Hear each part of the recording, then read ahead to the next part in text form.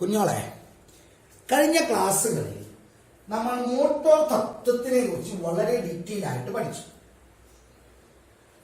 അപ്പോൾ കറന്റ് പ്രവഹിക്കുന്ന ഒരു ചാലകം എങ്ങാനും കാന്തിക മണ്ഡലത്തിൽ വെച്ചാൽ അത് ചലിക്കുമല്ലോ.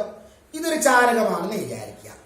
ഇത് കാന്തിക മണ്ഡലത്തിൽ വെച്ചിട്ട് ഇതിലെ കൂടി കറന്റ് കടത്തി വിട്ട് കഴിഞ്ഞാൽ ഇത് അങ്ങോട്ടോ ഇങ്ങോട്ടോ മൂവ് ചെയ്യും, അങ്ങോട്ടോ മൂവ് ചെയ്യും, അല്ലെങ്കിൽ മുകളിലോട്ടോ താഴോട്ടോ മൂവ് ചെയ്യും, ചലിക്കും.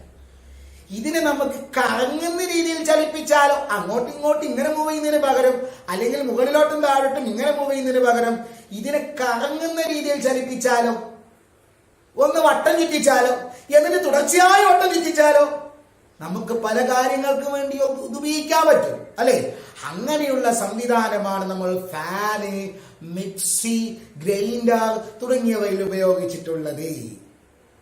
ഓക്കെ, അതായത് നമ്മൾ ഇനി പറയാൻ പോകുന്ന ഇനിയുള്ള 2 ക്ലാസ്സുകളിൽ മോട്ടോർ തത്വത്തിനെ പ്രയോജനപ്പെടുത്തുന്ന 2 ഉപകരണങ്ങളെ കുറിച്ച് പഠിക്കാൻ പോവാണ്. അതിൽ ആദ്യത്തെ ഉപകരണമാണ് മോട്ടോർ, വൈദ്യുത മോട്ടോർ, ഇലക്ട്രിക് മോട്ടോർ. വൈദ്യുത മോട്ടോർ നമ്മൾ എന്ത് ചെയ്യുന്നു? ഇനി നമ്മൾ മോട്ടോർ തത്വം ഉപയോഗപ്പെടുത്തുന്ന 2 ഉപകരണങ്ങളെ കുറിച്ച് പറയാൻ പോവാണ്. അതിൽ ആദ്യത്തെ ഉപകരണത്തിൽ മോട്ടോർ തത്വം ഉപയോഗിച്ചിട്ട് ചാലകത്തിന് ഇങ്ങനെ ചുറ്റാൻ വട്ടം കറക്കാണ്. ഇങ്ങനെ വട്ടം കറക്കാണ്. ഓക്കെ, എങ്ങനെ വട്ടം കറക്കാം? സാധാരണ നമ്മൾ കഴിഞ്ഞ ക്ലാസ്സിൽ എങ്ങനെയാ പഠിച്ചത്? അങ്ങോട്ടും ഇങ്ങോട്ടും ചലിക്കും, അല്ലെങ്കിൽ എന്താ പറയാ, മുകളിലോട്ടും താഴോട്ടും ചലിക്കും. ഈ ചലനമല്ല നമുക്ക് വേണ്ടത്. ഈ ചാലകം ഇങ്ങനെ ചുറ്റണം, വട്ടം ചുറ്റണം, അല്ലെങ്കിൽ ഇത് ഇങ്ങനെ ചുറ്റണം. എങ്ങനെ വട്ടം ചുറ്റിപ്പിക്കാം? അതിനു വേണ്ടിയിട്ട് നമ്മൾ ഉണ്ടാക്കിയ ഉപകരണമാണ് വൈദ്യുത മോട്ടോർ. വൈദ്യുത മോട്ടോർ. ഓക്കെ, ആദ്യം എന്താണ് അതിന്റെ പ്രവർത്തന തത്വം എന്ന് നോക്കാം. നിസ്സംശയം പറയാൻ ഞാൻ നേരത്തെ പറഞ്ഞല്ലോ, വൈദ്യുതി ഉപയോഗിച്ചിട്ട് ചാലകത്തിനെ ചലിപ്പിക്കണം. വൈദ്യുതി ഉപയോഗിച്ചിട്ട് ചാലകത്തിനെ ചലിപ്പിക്കണം. ഓക്കെ, എപ്പോഴാ വൈദ്യുതി ഉപയോഗിച്ചിട്ട് ചാലകത്തിനെ ചലിപ്പിക്കാൻ പറ്റുക? വൈദ്യുതി കടത്തി വിട്ടിട്ട് അതിനെ എവിടെ വെക്കണം? കാന്തിക മണ്ഡലത്തിൽ വെച്ചാൽ മതി. അതായത് അവിടെ ഉപയോഗപ്പെടുത്തുന്നത് മോട്ടോർ തത്വമാണ്. പ്രവർത്തന തത്വം അത് മോട്ടോർ തത്വമാണ്. മോട്ടോർ തത്വം എങ്കിൽ എന്തായിരിക്കും അവിടുത്തെ ഊർജമാറ്റം? കറന്റ് കടത്തിവിടുന്നതിന്റെ ഫലമായിട്ട് ചാലകം ചലിക്കുന്നു, യാന്ത്രികോർജം ഉണ്ടാകുന്നു. അതായത് വൈദ്യുതോർജം യാന്ത്രികോർജമായിട്ട് മാറുന്നു. വൈദ്യുതോർജം യാന്ത്രികോർജമായി മാറുന്നു, അല്ലെ? കറന്റ് കടത്തിവിടുന്നതിന്റെ ഫലമായിട്ടാണ് ചാലകം ചലിക്കുന്നത്. വൈദ്യുതോർജം യാന്ത്രികോർജമായി മാറുന്നു. അപ്പൊ എന്താണ് വൈദ്യുത മോട്ടോർ എന്ന് പരീക്ഷയ്ക്ക് ചോദിച്ചാൽ നിങ്ങൾക്ക് എന്ത് പറയാം? മോട്ടോർ തത്വപ്രകാരം വൈദ്യുതോർജത്തിനെ യാന്ത്രികോർജമാക്കി മാറ്റുന്ന ഉപകരണമാണ് വൈദ്യുത മോട്ടോർ. മോട്ടോർ തത്വപ്രകാരം വൈദ്യുതോർജത്തിനെ യാന്ത്രികോർജമാക്കി മാറ്റുന്ന ഉപകരണമാണ് വൈദ്യുത മോട്ടോർ. ഇനി നമ്മൾ എന്ത് പഠിക്കാൻ പോകുന്നത് അറിയാമോ? എന്തൊക്കെയാണ് വൈദ്യുത മോട്ടോറിന്റെ ഭാഗങ്ങൾ, പിന്നെ എങ്ങനെയാണ് അത് തിരിയുന്നത്, എങ്ങനെയാണ് അതിന്റെ വർക്കിംഗ്, പ്രവർത്തനം, ഭാഗങ്ങൾ, അതിന്റെ പ്രവർത്തനം, ഇങ്ങനെ 2 ഭാഗങ്ങളാണ് നമുക്ക് പഠിക്കാം. ഓക്കെ, ഭാഗങ്ങൾ, പ്രധാന ഭാഗങ്ങൾ നോക്കാം നമുക്ക്. നിങ്ങൾക്കറിയാം ഇത് പ്രവർത്തിക്കുന്നത് മോട്ടോർ തത്വത്തിന്റെ അടിസ്ഥാനത്തിലാണ്. മോട്ടോർ തത്വപ്രകാരമാണെങ്കിൽ വൈദ്യുതവാഹിയായ ചാലകം കാന്തിക മണ്ഡലത്തിൽ വെക്കണം. അപ്പൊ കാന്തിക മണ്ഡലം ഉണ്ടാക്കാൻ വേണ്ടിയിട്ട് ഒരു കാന്തം വേണം. കാന്തിക മണ്ഡലം ഉണ്ടാക്കാൻ ഒരു കാന്തം വേണം. കേൾക്കണേ, ആ കാന്തമാണ് ഞാനിവിടെ വരയ്ക്കുന്നത്. കണ്ടോണം, നന്നായിട്ട് കാണണം കേട്ടാ. കാന്തിക മണ്ഡലം ഉണ്ടാക്കാൻ വേണ്ടിയിട്ട് ഉപയോഗിക്കുന്ന കാന്തം.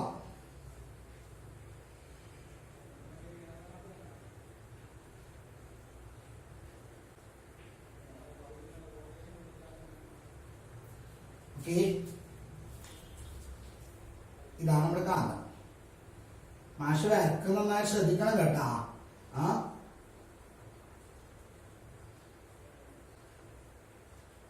ഇതാണ് കാന്തം. കാന്തത്തിന്റെ 2 ധ്രുവങ്ങൾ. ഓക്കെ, ഇത് നോർത്ത്, ഇത് സൗത്ത്. ഓക്കെ, അത് ഇതിന്റെ ഇത് കാന്തത്തിനെ കട്ടാക്കി വെച്ചതല്ല, ഇതിന്റെ സൗത്ത് ഇപ്പുറത്തുണ്ട്, ഇതിന്റെ നോർത്ത് ഇപ്പുറത്തുണ്ട്. ഓക്കെ, ഇത് കുറച്ച് ഇപ്പുറത്ത് വെക്കാം, ഞാനതിനെ സൗകര്യത്തിന് വേണ്ടിയിട്ട്. അപ്പൊ എന്താണ്, കാന്തിക മണ്ഡലം ഉണ്ടാക്കാൻ വേണ്ടിയിട്ട് ഒരു കാന്തം വേണം. ആ കാന്തമാണ് ഞാനിപ്പോ വരച്ചിട്ടുള്ളത്. ഈ കാന്തത്തിനെ നമുക്ക് ഫീൽഡ് കാന്തം എന്ന് വിളിക്കാം. എന്താണ് ഫീൽഡ് കാന്തം? ഒന്നാമത്തെ ഭാഗം ഫീൽഡ് കാന്തം. ഓക്കെ, ഫീൽഡ് കാന്തം, ഫീൽഡ് ഉണ്ടാക്കുന്ന കാന്തം, കാന്തിക മണ്ഡലം ഉണ്ടാക്കുന്ന കാന്തം എവിടെ? മോട്ടോറിൽ. ഓക്കെ, ഫീൽഡ് കാന്തം. ഇനി കറണ്ട് കടത്തിവിടുന്ന ചാലകം വേണ്ടേ? കറണ്ട് കടന്നു പോകുന്ന ചാലകമാണ് കറങ്ങേണ്ടത്. ഓക്കെ, അങ്ങനെ കറങ്ങാൻ വേണ്ടിയിട്ടുള്ള ഒരു പ്രത്യേക രൂപത്തിലുള്ള ഒരു ചാലകമാണ് നമ്മൾ ഇവിടെ വെക്കുന്നത്. ആ ചാലകം നോക്കും, നമ്മൾ ശ്രദ്ധിക്കണം, ആ കർഷകർക്ക് നോക്കണം.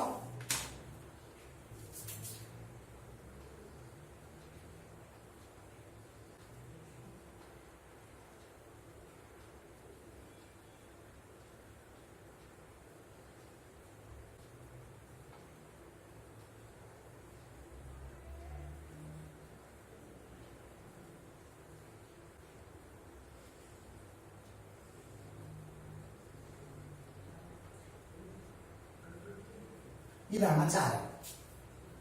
ഓക്കെ,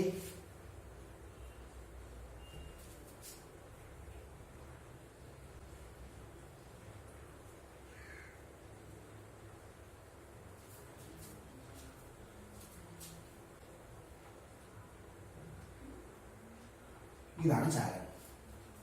കറണ്ട് പ്രവഹിക്കുന്ന ചാലകം ഇതാണ്. ഇതെന്തിനാണ് സംഗതി? ഒരു പച്ചിരുമ്പ് കോകെടുക്കുക, ഈ ആകൃതിയിലൂടെ ഒരു പച്ചിരുമ്പ് കോകെടുക്കുക, അതിലേക്ക് കമ്പി ചുറ്റിയിട്ട് എടുക്കുക. ഒരു പച്ചിരുമ്പ് കോക ഓർമ്മയില്ല, സോളിനോടിന്റെ ഉള്ളിലേക്കൊക്കെ നമ്മൾ വെച്ച പച്ചിരുമ്പ് എന്ന് വെച്ചാൽ കാർബണിന്റെ അളവ് കുറവുള്ള ഇരുമ്പ് എന്നർത്ഥം. കാർബണിന്റെ അളവ് കുറവുള്ള ഇരുമ്പ്, അതാണ് പച്ചിരുമ്പ്. പച്ചിരുമ്പ് നന്നായിട്ട് കാന്തമായിട്ട് മാറുന്ന വസ്തുവാണ്. ഓക്കെ, അപ്പോ ഒരു പച്ചിരുമ്പ് കോകെടുക്കുന്നു, അതിലേക്ക് കമ്പി ഇങ്ങനെ ചുറ്റിയിട്ട് എടുക്കുന്നു. അതാണ് ഇതിന് പറഞ്ഞ പേരാണ് ആർമേച്ചർ. എന്നാണ് ആർമേച്ചർ. സോ രണ്ടാമത്തെ ഭാഗം ആർമേച്ചർ. രണ്ട് ആർമേച്ചർ.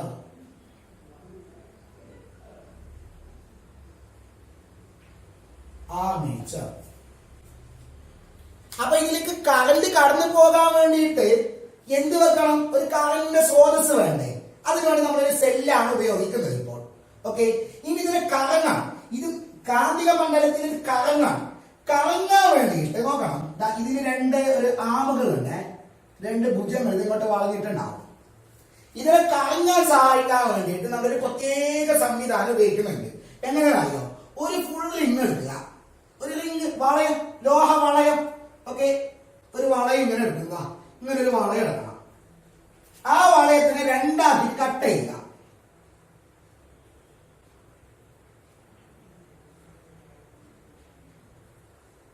ഇങ്ങനെ രണ്ടാക്കി കട്ടാക്കുക. ഒരു ഫുൾ വളയം എടുത്ത് രണ്ടാക്കി കട്ടാക്കുക. അതിൽ ഒന്ന് ഇവിടെ വെക്കുക, ഒന്ന് ഇവിടെ വെക്കുക. അതായത് ഇപ്പൊ ഇതാണ് ആർമേച്ചർ എന്ന് പറഞ്ഞല്ലോ. ആർമേച്ചർ എന്ന് ശ്രദ്ധിച്ചോ, ഇതാണ് ആർമേച്ചർ. ആർമേച്ചറിന്റെ ഒരു ഭുജം നേരെ ഇവിടെ കൊണ്ടുവന്നിട്ട് ഇവിടെ വെൽഡ് ചെയ്യുക. ഇത് ഈ ലോഹ വളയുമായിട്ട് വെൽഡ് ചെയ്യുക, ഉരുക്കി പിടിപ്പിക്കുക. ഓക്കെ, മറ്റൊരു ഇതിന്റെ ഉള്ളിലേക്ക് കൂടി കൊണ്ടുവന്നിട്ട് ഇവിടെ ഉരുക്കി പിടിപ്പിക്കുക. ഓക്കെ, ആ സംവിധാനമാണ് ഇവിടെ വേണ്ടത്. ഓക്കെ, ഒരു റിങ്ങിന് ഫുൾ റിങ്ങിന് നമ്മൾ സ്പ്ലിറ്റ് ആക്കിയിട്ട് വെച്ചു. അതുകൊണ്ട് ഇതിന് പറഞ്ഞ പേരാണ് സ്പ്ലിറ്റ് റിങ്ങുകൾ. സ്പ്ലിറ്റ് ആക്കിയ റിങ്ങുകൾ. ഓക്കെ, അപ്പൊ മൂന്നാമത്തെ ഭാഗം സ്പ്ലിറ്റ് റിങ്ങുകൾ.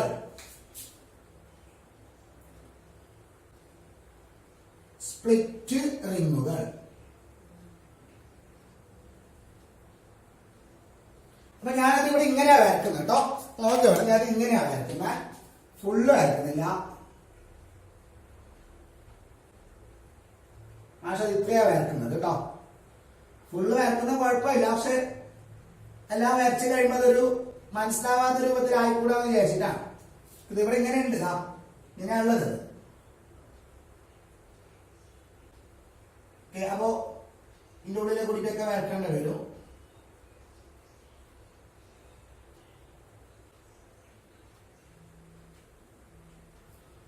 ഇങ്ങനെയുള്ളത് അങ്ങോട്ട് കൂടുതൽ പറയുമ്പോൾ നമുക്ക് ഒരു കൺഫ്യൂഷൻ വരാതിരിക്കാൻ വേണ്ടിയിട്ടാണ് കേട്ടോ. ഞാൻ ഫുള്ള് വരക്കുന്നില്ല.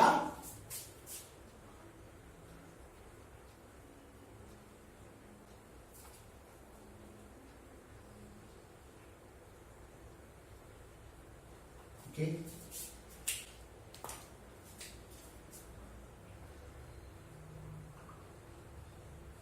ഇങ്ങനെയാണുള്ളത്.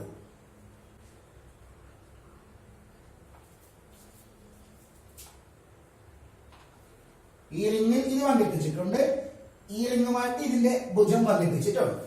ഓക്കെ, ഇനി വേണ്ടത് ഇങ്ങനെയാണത്. റിങ് ഇങ്ങനെയാണത്. ഈ രണ്ട് റിങ്ങുകൾ ഇങ്ങനെയാണത്. ആർമേച്ചർ ഇങ്ങനെയാണത്. ഇങ്ങനെ വെച്ചിട്ടാണ് ഈ റിങ് ഇങ്ങനെ തിരിയുമ്പോൾ റിങ്ങിന് തിരിയാൻ പറ്റും. റിങ് ഇങ്ങനെ തിരിയുമ്പോൾ ആർമേച്ചർ തിരിയും. സപ്പോസ് ഇതാണ് ആർമേച്ചർ എന്ന് വിചാരിക്കുക. ഇതാണ് നമ്മുടെ ടെക്സ്റ്റ്. ഇതാണ് ആർമേച്ചർ എന്ന് വിചാരിക്കുക. ഇതിങ്ങനെയാണത്. ഞാൻ നേരത്തെ പറഞ്ഞല്ലോ, റിങ് ഇങ്ങനെ തിരിയും. അപ്പോൾ ആർമേച്ചർ ഇങ്ങനെ തിരിയണം. എങ്ങനെ ഒരിക്കലും ഇങ്ങോട്ട് ഇങ്ങനെ ആയിക്കോണ്ടെന്ന് തിരിഞ്ഞോണ്ടിരിക്കണം. ഒരു ഭാഗത്തേക്ക് തന്നെ തിരിഞ്ഞോണ്ടിരിക്കണം. ആ സംവിധാനം എങ്ങനെ ഉണ്ടാക്കാന്നാണ് പറയുന്നത്. ഓക്കെ, ഇനി ഇതുമായി ബന്ധിപ്പിച്ചിട്ട് ഈ റിങ്ങുമായി ബന്ധിപ്പിച്ചിട്ട് രണ്ട് ഗ്രാഫൈറ്റ് കഷ്ണങ്ങൾ വെച്ചിട്ടുണ്ടാവും. രണ്ട് ഗ്രാഫൈറ്റിന്റെ രണ്ട് കഷ്ണങ്ങൾ. ഗ്രാഫൈറ്റിന്റെ പ്രത്യേകത എന്താ? ഗ്രാഫൈറ്റ് നല്ല മിനുസമാണ്. ഗ്രാഫൈറ്റിന് നല്ല മിനുസമാണ്. അത് മാത്രമല്ല അത് ചാലകവുമാണ്. കനവിന് നന്നായിട്ട് കട്ടിവിടും. അപ്പൊ ഞാൻ നിങ്ങളോട് പറഞ്ഞില്ലേ, നമ്മുടെ റിങ് എന്താവും? റിങ് ഇങ്ങനെ തിരിയും അല്ലെ? റിങ് ഇങ്ങനെ തിരിയെന്ന് പറഞ്ഞില്ലേ? അത് തിരിയുന്നത് ഇതാ ഇവിടെ ഗ്രാഫൈറ്റ് വെച്ചിട്ടില്ലേ? ഗ്രാഫൈറ്റിന്റെ വേറൊരു പേരാണ്, ഈ രണ്ടെണ്ണത്തിന് പറഞ്ഞ വേറൊരു പേരാണ് ഗ്രാഫൈറ്റ് ബ്രഷുകൾ. അതായത് അടുത്ത ഭാഗം, നാലാമത്തെ ഭാഗം ഗ്രാഫൈറ്റ് ബ്രഷുകൾ. ഗ്രാഫൈറ്റ് എന്ന് പറഞ്ഞാൽ മതി. ഗ്രാഫൈറ്റ് ബ്രഷുകൾ. അപ്പൊ ഈ റിങ്ങുമായിട്ട് ബന്ധിപ്പിച്ചിട്ടാണ് ബ്രഷുകൾ. അപ്പൊ റിങ് ഇങ്ങനെ തിരിയുന്നത് ആക്ച്വലി ബ്രഷിന്റെ മുകളിലെ കൂടി തെന്നി നീങ്ങാം. ഓക്കെ, അതായത് ഇതാണ് റിങ് എന്ന് വിചാരിക്കാം. ഇത് റിങ് ആണെന്ന് വിചാരിക്കാം. ഇത് ബ്രഷ്. ആ ബ്രഷിന്റെ മുകളിലെ കൂടി ഇങ്ങനെ തെന്നി നീങ്ങാം. അതാ ഇങ്ങനെ തെന്നി നീങ്ങും. ഇത് തിരിയില്ല, ബ്രഷ് തിരിയില്ല. ഇങ്ങനെ തിരിയും. ഇങ്ങനെ തിരിയും. ഓക്കെ, അങ്ങനെ രണ്ട് ബ്രഷുകൾ. ആ ബ്രഷിനെയാണ് നമ്മൾ ഒരു സെല്ലുമായിട്ട് ബന്ധിപ്പിച്ചിട്ടുള്ളത്. സെല്ല്.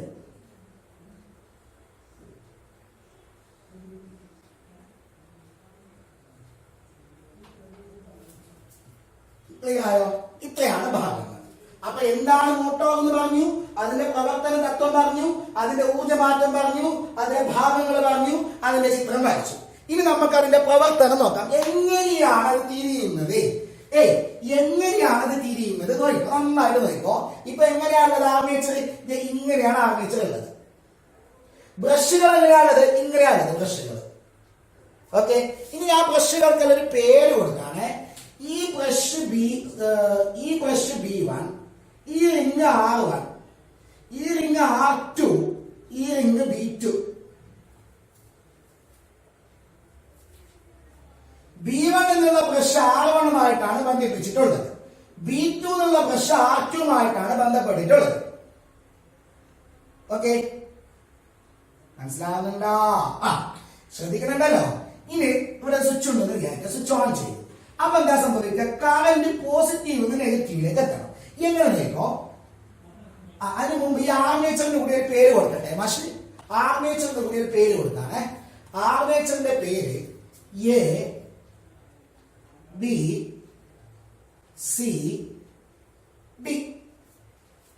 ABCD. ഓക്കെ, ഇനി കറന്റ് എഴുതുന്ന നോക്കോ. പോസിറ്റീവ് നിന്ന് നെഗറ്റീവിലോട്ട്. പോസിറ്റീവ് ഇങ്ങനെ വന്നിട്ട് B1 എന്നുള്ള ബ്രഷിലെ കൂടി B1 ഗ്രാഫിക് കറണ്ട് പോകും. R1 എന്നുള്ള റിങ്ങിലെ കൂടി മുകളിലോട്ട് വരാണ്. ഇങ്ങനെ വന്നു. ABCD കറണ്ട് പറയാൻ നോക്ക്. ABCD എന്നിട്ട് ഈ ബ്രഷിലേക്ക് വന്നു, ഗ്രാഫിക്കിലേക്ക് വന്നു, നെഗറ്റീവിലേക്ക്. ഇങ്ങനെയാണ് കറണ്ട് വിടുന്നത്. ഇങ്ങനെ കറണ്ട് വിടും. ഓക്കെ അല്ലെ? ഇത് നോക്ക്. അപ്പൊ എന്തായി? ആർമേച്ചർ ചാലകമാണ് അല്ലെ? ആർമേച്ചർ ചാലകമാണ്. കമ്പി ചുറ്റിയിട്ടുള്ള പച്ചിരുമ്പ് പോകുന്നല്ലേ പറഞ്ഞത്. അപ്പൊ ഇത് ചാലകമാണ്. ആ ചാലകത്തിലേക്ക് കൂടി കറണ്ട് പോകുന്നു. അപ്പൊ നമുക്ക് വൈദ്യുതവാഹിയായ ചാലകം കാന്തിക മണ്ഡലത്തിൽ വന്നു. മോട്ടോർ തത്വപ്രകാരം അതിന്റെ മുകളിൽ ഒരു ബലം അനുഭവപ്പെടും. ബലത്തിന്റെ ദിശയിൽ ചാലകം ചലിക്കും. നോക്ക്, ഇപ്പോൾ രണ്ട് ചാലകം വിചാരിക്കുക, A B C D. A B C D. A B എന്നുള്ള ചാലകത്തിനും ഒരു ബലം അനുഭവപ്പെടും, സി ഡി എന്നുള്ള ചാലകത്തിനും ബലം അനുഭവപ്പെടും. എങ്ങോട്ടാണ് ബലം എന്ന് നിങ്ങൾ കണ്ടുപിടിക്കുക. എങ്ങനെ ഫ്ലെമിങ്ങിന്റെ ഇടത് കൈ നിയമം ഉപയോഗിച്ച് എന്താണ്? ഇതാണ് കറന്റിന്റെ ദിശ. ഞാൻ എ ബി എന്നുള്ള സി ഡിയിൽ കറന്റിന്റെ ദിശ കണ്ടുപിടിക്കുകയാണ്. സി ഡിയിൽ കറന്റിന്റെ ദിശ കണ്ടുപിടിക്കുകയാണ്. സി ഡിയിൽ കറന്റ് എങ്ങോട്ടാ? സി ഡിയിൽ കറന്റ് ഇങ്ങോട്ടാണ്. കറന്റ് ഇങ്ങോട്ട്. കാന്തിക മണ്ഡലം നോക്കുന്ന സൗത്തിലോട്ട്, കറന്റ് ഇങ്ങോട്ട്. അപ്പൊ ബലം മുകളിലോട്ട് അല്ലെ? അതാ ബലം മുകളിലോട്ട് അനുഭവപ്പെട്ടു. സി ഡി എന്നുള്ള ഭാഗത്ത് മുകളിലോട്ട് ഒരു ബലം അനുഭവപ്പെട്ടു. ഇനി നേരെ എ ബിയിലേക്ക് വാ. എ ബി ബലത്തിന്റെ ദിശ എതിരായിരിക്കില്ല. കാരണം എന്താ? ഇവിടെ സി ഡിയിൽ കറന്റ് സിന്ന് ഡിയിലോട്ടാണ്, ഇവിടെ കറന്റ് നേരെ ഓപ്പോസിറ്റ് ആണ്. കറന്റിന്റെ ദിശ മാറുമ്പോൾ, ചാലകത്തിലെ കൂടിയുള്ള കറന്റിന്റെ ദിശ മാറുമ്പോൾ ബലത്തിന്റെ ദിശ മാറും. അതായത് ഇവിടെ മുകളിലോട്ടാണെങ്കിൽ സ്വാഭാവികമായിട്ട് ഇവിടെ താഴോട്ടാണ് അല്ലെ? ഇതാണ് നമ്മുടെ ആർമേച്ചർ എന്ന് വിചാരിക്കുക. അപ്പൊ ഇതാണ് സി ഡി. സി ഡിയിൽ ബലം മുകളിലോട്ട്, ഇവിടെ ബലം താഴോട്ട്. ഈ ബലം ഇതിനെ മുകളിലോട്ട് പൊക്കുന്നു, ഈ ബലം ഇതിനെ താഴോട്ട് താഴ്ത്തുന്നു. അതാത് കറങ്ങുന്നു കറങ്ങുന്നു കറങ്ങുന്നു കറങ്ങനെ വരും അല്ലെ? ഇങ്ങനെയുള്ള സാധനം കറങ്ങി കറങ്ങി കറങ്ങി കറങ്ങി ഇങ്ങനെ വരും. ആരാ കറക്കുന്നത്? കറക്കുന്നത് ആരെങ്കിലും രണ്ട് ബലങ്ങളാണ്. ആ കറങ്ങാൻ സഹായിക്കുന്നത് ആരാണ്? ഈ രണ്ട് ബ്രഷുകളാണ്.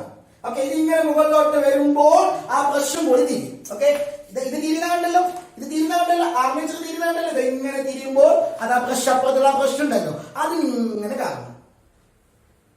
അങ്ങനെ കറങ്ങി കറങ്ങിയിട്ട് ഇതാ ഈ ബ്രഷ്, ഈ ഇപ്പുറത്തുള്ള ബ്രഷ് ഉണ്ടല്ലോ, R2 എന്നുള്ള ബ്രഷ്, R2 എന്നുള്ള ബ്രഷ് ഇങ്ങനെ ഉണ്ടായത്. അത് കറങ്ങി കറങ്ങി കറങ്ങി ഇങ്ങനെ കറങ്ങി ഇവിടെ നിന്നുള്ള ബ്രഷ് കറങ്ങിയിട്ട് ഇതിങ്ങനെ വരും. നോക്കടാ, ഇതാ ഈ ബ്രഷ് എങ്ങോട്ടാ പോകുന്നത്? അങ്ങോട്ടാ കറങ്ങുന്നത്. കറങ്ങി താഴോട്ട് ഇങ്ങനെയാണ് കറങ്ങുന്നത്. ഇങ്ങനെ കറങ്ങുന്നത്. ഇങ്ങനെ കറങ്ങുമ്പോൾ ഈ ബ്രഷ് കറങ്ങി കറങ്ങി കറങ്ങി ഇങ്ങനെ വരും. ഈ ബ്രഷ് ഇങ്ങനെ വരും, ഇങ്ങനെ മനസ്സിലാക്കണം. ഇത് ഇങ്ങനെയുള്ളത് അത് കറങ്ങിയിട്ട് ഇങ്ങനെ വരും. ഓക്കെ, അപ്പൊ ഒരു 90 ഡിഗ്രി കറങ്ങുമ്പോൾ, ഇവിടെ നിന്ന് ഇങ്ങോട്ട് ഇപ്പൊ 90 ഡിഗ്രി ആയി. 90 ഡിഗ്രി കറങ്ങുമ്പോൾ ബ്രഷുകളുടെ അവസ്ഥ ഇങ്ങനെ ഉണ്ടാവും. ബ്രഷ് അല്ല, റിങ്ങുകളുടെ അവസ്ഥ ഇങ്ങനെ ഉണ്ടാവും. ബ്രഷ് എവിടെ ഉണ്ടാവും? ബ്രഷ് എവിടെ ഉണ്ടാവും?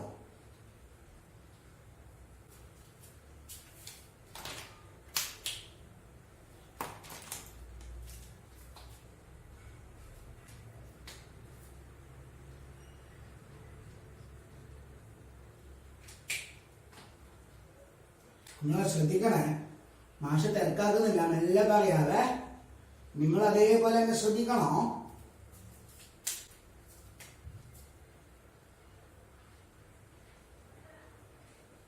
ഇങ്ങനെ വരും.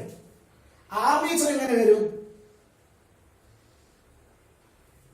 അതായത് ഇങ്ങനെ ഉണ്ടായ ആർമേച്ചർ കറങ്ങിയിട്ട് ഇങ്ങനെ വരും, കുത്തനെ വരും.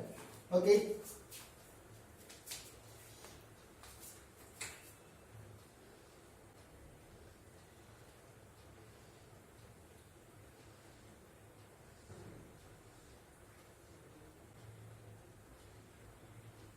ഇതില് മുകളിലത്തെ ആമ് ഇവിടെ ഉണ്ടാവും. ഓക്കെ,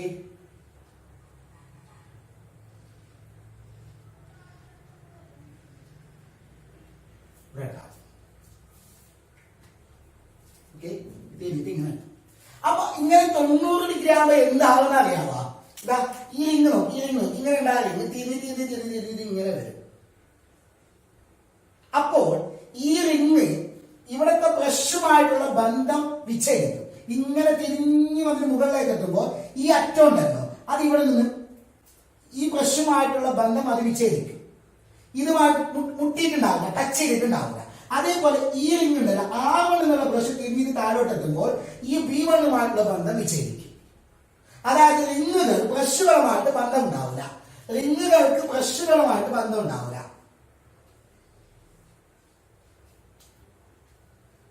റിങ്ങുകൾക്ക് ബ്രഷുകളുമായി ബന്ധമില്ല എന്താവും? എടാ, ബ്രഷിലെ കൂടിയിട്ടാണ് റിങ്ങിലേക്ക് കറണ്ട് വരേണ്ടത്. റിങ്ങും ബ്രഷും തമ്മിൽ ബന്ധമില്ല. അപ്പൊ പിന്നെ ഈ ബ്രഷിൽ നിന്ന് റിങ്ങിലേക്ക് കറണ്ട് വരിക ഇല്ല. അങ്ങനെയാണെങ്കിൽ ഈ ചാലകത്തിൽ കറണ്ട് ഉണ്ടാവുക ഇല്ല. അപ്പൊ കറണ്ട് ഇല്ല എങ്കിൽ മുകളിൽ വരം ഉണ്ടാവുക ഇല്ല. അതായത് ഈ ചാലകം ഇവിടെ നിന്ന് ഇങ്ങനെ കറണ്ടിങ്ങനെ എത്തുമ്പോഴേക്കും ഇതിലേക്കുള്ള കറണ്ട് ഇല്ലാതാവും. കാരണം ബ്രഷും റിങ്ങും തമ്മിലുള്ള ബന്ധം ഇല്ലാതായി. ബ്രഷിൽ നിന്ന് റിങ്ങിലേക്ക് കറണ്ട് വരുന്നില്ല. അപ്പൊ എന്താ, അവിടെ സ്റ്റോപ്പ് ആവൂലേ? ഇവിടുന്ന് തിരിഞ്ഞിട്ട് സ്റ്റോപ്പ് ആവൂലേ? സ്റ്റോപ്പ് ആവാൻ പാടില്ല. എന്തിനാ സംഭവിക്കുന്നത്? ഇങ്ങനെ തിരിഞ്ഞു വരും. നല്ല സ്പീഡിലാ വരുന്നത്. ഇവിടുന്ന് നല്ല സ്പീഡിലാ തിരിഞ്ഞു വരുന്നത്. ഇങ്ങനെ സ്പീഡിൽ ഇങ്ങനെ തിരിഞ്ഞു വരുമ്പോ എന്താണെന്ന് അറിയാവോ? ചലനാവസ്ഥയിലാണ് അതുള്ളത്. ചലനാവസ്ഥയിലുള്ള വസ്തുവിന് അതേ അവസ്ഥയിൽ തുടരാനുള്ള ഒരു പ്രവണതയില്ല. ജഡത്വം, ചലന ജഡത്വം. അപ്പൊ ഇതിങ്ങനെ തിരിഞ്ഞു വരുമ്പോൾ ആ ബ്രഷ് ഇങ്ങനെ തിരിഞ്ഞു വരുമ്പോൾ ആ ജഡത്വം കാരണം നേരെ ഇങ്ങോട്ട് തിരിയും. ഇവിടുന്ന് ഇങ്ങനെ തിരിഞ്ഞു വന്നിട്ട് ഇവിടത്തേക്ക് എത്തുമ്പോൾ സ്റ്റോപ്പ് ആവില്ല. എന്താവും? ആ ജഡത്വം കാരണം ഇങ്ങനെ വരും. അതായത് ഇവിടെ ഉണ്ടായ ബ്രഷ് ഇവിടേക്ക് എത്തി അവിടെ നിന്ന് ഇങ്ങോട്ട് വരും.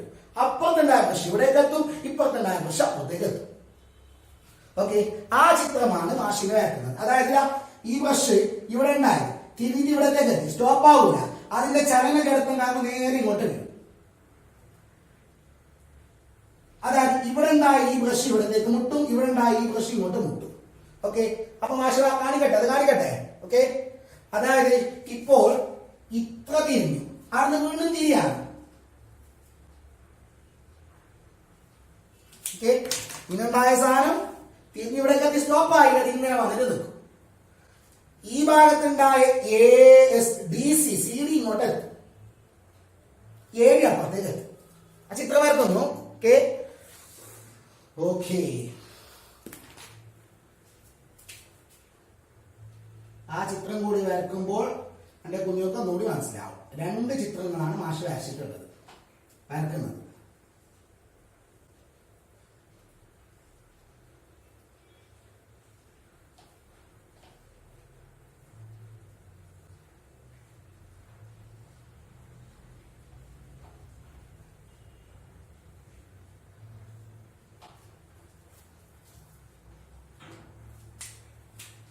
നോർത്ത്, ഇത് സൗത്ത്.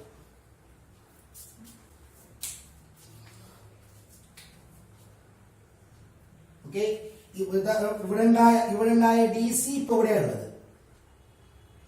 ഇത് AB, BA. ഓക്കെ, ഇനെന്താവും? ഇത് തിരിഞ്ഞിട്ട് AB അങ്ങോട്ട് എത്തും, CD ഇപ്പുറത്തേക്ക് എത്തും. ഓക്കെ,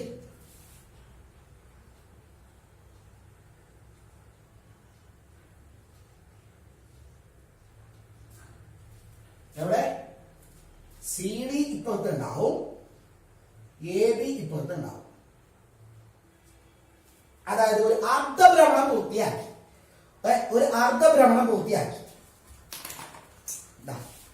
തിരിഞ്ഞോണ്ട് വന്ന് സ്റ്റോപ്പ് ആയില്ല, ജഡത്വം കാരണം വീണ്ടും ഇങ്ങോട്ട് തന്നെ വരുന്നു.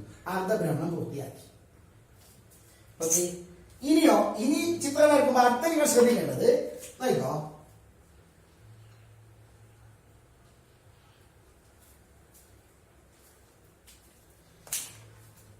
ബ്രഷ്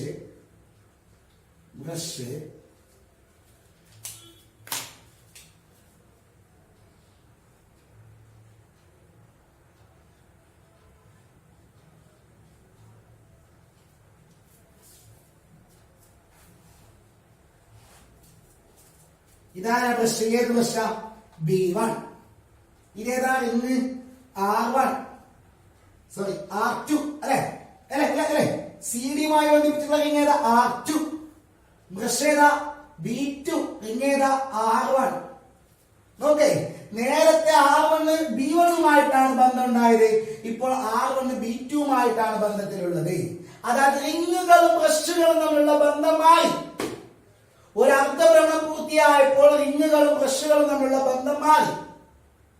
അങ്ങനെ ബന്ധം മാറുമ്പോൾ എന്ത് സംഭവിക്കുന്നു? ഇപ്പോ കറണ്ട് പോകുന്നവിടെ നിന്ന് ഇങ്ങോട്ടാ? പോസിറ്റീവ് നെഗറ്റീവിലോട്ടല്ലേ? ഇതാ പോസിറ്റീവ് പോസിറ്റീവ് നിന്ന് നെഗറ്റീവിലോട്ട് കറണ്ട് പോകുന്ന ദിശ നോക്ക്. ഇതാ സോറി ഇതാ B1 നിന്ന് R2 ലേക്ക്, എന്നിട്ട് ഇതാ ഇതാ ഇതാ ഇതാ. അതായത് നേരത്തെ കറണ്ട് ഒഴുകിയത് ABCD എന്നാണ്. നേരത്തെ കറണ്ട് ഒഴുകിയത് ABCD എന്നാണ്. ഇപ്പൊ കറണ്ട് ഒഴുകുന്ന എങ്ങനെ നോക്ക്, DCBA DCBA. ABCD എന്ന് ഒഴുകിയ കറണ്ട് DCBA. കറണ്ടിന്റെ ദിശ മാറി. അങ്ങനെ കറണ്ടിന്റെ ദിശ മാറുമ്പോൾ എന്താവും? ഇനി നോക്ക്, ഇവിടെ കറണ്ട് ഇങ്ങോട്ടല്ലേ, ഇങ്ങോട്ട് കറണ്ട് വരുമ്പോൾ ബലത്തിന്റെ ദിശ എങ്ങോട്ടാ? മുകളിലോട്ടല്ലേ. നേരത്തെ കാണിച്ചു നമ്മൾ. ഓക്കെ, ഇനി ഇവിടെ കറണ്ട് ബലത്തിന്റെ ദിശ എങ്ങോട്ടാ? താഴോട്ട്. അതായത് നേരത്തെ AB-യിൽ ബലത്തിന്റെ ദിശ താഴോട്ടാണ്, അതേ AB-യിൽ ഇപ്പോൾ ബലത്തിന്റെ ദിശ മുകളിലോട്ടാണ്. നേരത്തെ CD-യിൽ കറണ്ടിന്റെ ദിശ മുകളിലോട്ടാണ്, അതേ CD-യിൽ ഇപ്പോൾ ബലത്തിന്റെ ദിശ താഴോട്ടാണ്. കുഞ്ഞോടെ നോക്കടാ, ഇങ്ങനെ ബലത്തിന്റെ ദിശ ഉള്ളത് കൊണ്ടാണ് ഇതിങ്ങനെ തിരിഞ്ഞത്. ഇനി CD ഇപ്പുറത്തേക്ക് എത്തുമ്പോൾ, ഇവിടെയുള്ള CD ഇപ്പുറത്തേക്ക് എത്തുമ്പോൾ ബലത്തിന്റെ ദിശ ഇവിടെ മുകളിലോട്ടായിരുന്നെങ്കിൽ എന്താവും? CD ബലത്തിന്റെ ദിശ മുകളിലോട്ട് തന്നെയായിരുന്നെങ്കിൽ എന്താവും? അത് അങ്ങോട്ട് തിരിയും. അവിടെ നിന്ന് ഇങ്ങോട്ട് വന്ന CD വീണ്ടും അങ്ങോട്ട് പോകും. ഇത് ഇങ്ങനെ ആയി കൊണ്ടുണ്ടാവും. അങ്ങനെയാണ് നമുക്ക് വേണ്ടത്. അല്ല, അങ്ങോട്ട് വന്ന സാധനം ഇങ്ങോട്ട് തന്നെ തിരിയണം. അതായത് ഇവിടെ CD മുകളിലോട്ടാണ് ബലമെങ്കിൽ അത് ഇവിടേക്ക് എത്തുമ്പോഴേക്ക് താഴോട്ടാവണം. ഇവിടെ നേരത്തെ താഴോട്ടുണ്ടായ ബലം അത് ഇവിടേക്ക് എത്തുമ്പോൾ മുകളിലോട്ടാവണം, എങ്കിൽ അത് തിരിഞ്ഞോണ്ടിരിക്കത്തുള്ളൂ. അതായത് ബലത്തിന്റെ ദിശ മാറണം. CD-യിൽ ബലത്തിന്റെ ദിശ മാറണം, AB-യിൽ ബലത്തിന്റെ ദിശ മാറണം. ബലത്തിന്റെ ദിശ മാറണമെങ്കിൽ കറണ്ടിന്റെ ദിശ മാറണം. നേരത്തെ സിയിൽ നിന്ന് ഡിയിലോട്ടാണ് കറണ്ട് എങ്കിൽ ഇനി ഡിയിൽ നിന്ന് സിയിലോട്ട് ഒഴുകണം, എങ്കിലേ കറണ്ട് ബലത്തിന്റെ ദിശ മാറുള്ളൂ. ബലത്തിന്റെ ദിശ മാറാൻ രണ്ട് വഴിയല്ലേ ഉള്ളത്. ഒന്നെന്താണ്? കറണ്ടിന്റെ ദിശ മാറുക, പിന്നെയോ കാന്തിക മണ്ഡലത്തിന്റെ ദിശ മാറുക. കാന്തിക മണ്ഡലം നമ്മൾ മാറ്റുന്നില്ലല്ലോ, കാന്തം എടുത്ത് മാറ്റുന്നില്ലല്ലോ, പിന്നെ എങ്ങനെ മാറണം? കറണ്ടിന്റെ ദിശ മാറണം. ആ കറണ്ടിന്റെ ദിശ മാറാൻ സഹായിച്ചത് എങ്ങനെയാണ്? ഈ ബ്രഷുകളും റിങ്ങുകളും തമ്മിലുള്ള ബന്ധം മാറുന്നത് കൊണ്ടല്ലേ. ഓരോ അർദ്ധഭ്രമണം കഴിയുന്നതും ബ്രഷുകളും റിങ്ങുകളും തമ്മിലുള്ള ബന്ധം മാറി വരുന്നു. അപ്പോൾ ചാലകത്തിലുള്ള കറണ്ടിന്റെ ദിശ മാറുന്നു, അപ്പോൾ ബലത്തിന്റെ ദിശ മാറുന്നു, അപ്പോൾ ഒരു വശത്തേക്ക് തുടർച്ചയായിട്ട് ചലനം സംഭവിക്കുന്നു. അതായത് അത് കറങ്ങിക്കൊണ്ടുണ്ടാവും.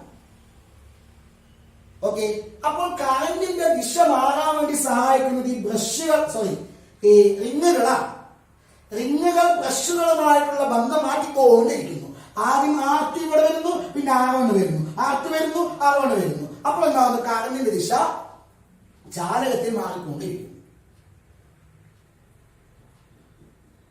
ഓക്കെ, അപ്പൊ അതിനുവേണ്ടി സഹായിക്കുന്ന ഈ സ്പ്ലിറ്റ് റിങ്ങുകൾ കമ്മ്യൂണിക്കേഷൻ മാറ്റുന്നു, പരസ്പരം കമ്മ്യൂണിക്കേഷൻ മാറ്റുന്നു, ബന്ധം മാറ്റിക്കൊണ്ടിരിക്കാൻ സഹായിക്കുന്നത് കൊണ്ട് ഇതിന്റെ പേരാണ് സ്പ്ലിറ്റ് റിംഗ് കമ്മ്യൂട്ടേറ്റർ.